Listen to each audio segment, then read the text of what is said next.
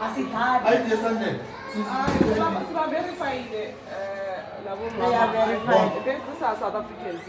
went to Masakhane clinic where we had a program of implementing the Immigration Act 13 of 2002, Section 17, where it states clearly that foreign nationals should be in a position of a medical permit and they should consult at a private facility. You know, the density of the population in Alexandra is overwhelming on its own.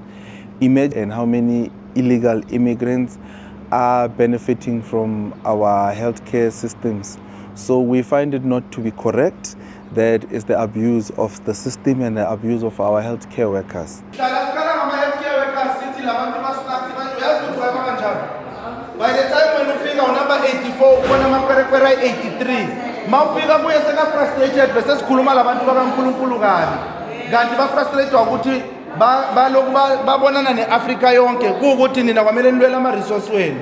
The law doesn't permit them to be there, and we know that there's a whole lot of resistance when it comes to these programs, but however, we can never live in a lawless country.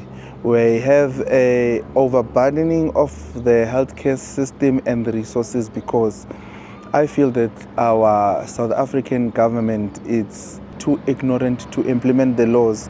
Hence, we have this overwhelming of our healthcare systems. We managed to find a few foreign nationals who were there, and we requested that they should leave our clinic and they should utilize a private clinic. We as the taxpayers, we will not fork out any cent to cover for the health care for these immigrants. There's a woman from Malawi who claims that she lost a child. If that's the case, the people that she should blame, it's her own government who failed to make sure that their country of origin has resources and healthcare resources to accommodate their citizens. We as South Africans are not responsible for African healthcare. The biggest blame, it should be put on to the South African government who are allowing this lawlessness and allowing everybody to come and make our country a dump site and everybody who makes our country a labor ward. We do have the critical skills list that is gazetted. Street vending, it's not listed there. So the reason why we even removed that street vendor who was from Zimbabwe, it's because of, to start with, our city bylaws has to be respected.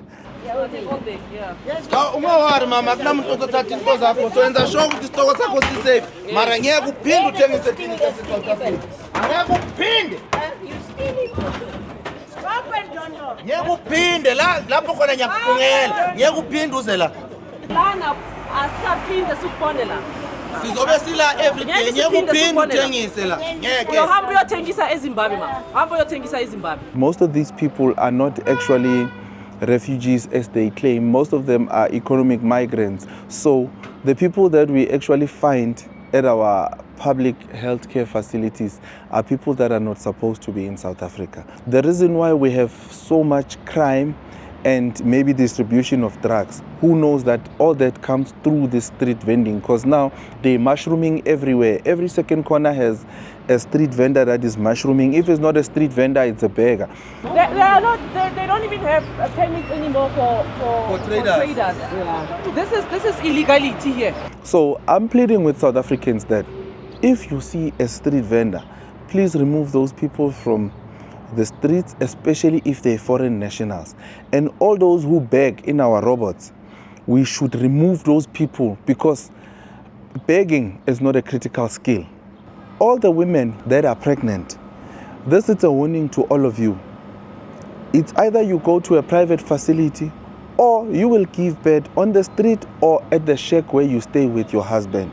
If there's any South African government official who feels sorry for these people, I plead with you to make these people beneficiaries in your medical aid scheme, because we as South Africans, we won't share resources with foreign nationals.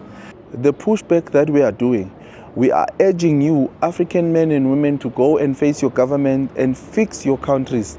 It's not correct that we can come here and overburden one country. we as the Patriotic Alliance and South Africans who love our country, we will stand by our constitution and we will defend the sovereignty of South Africa.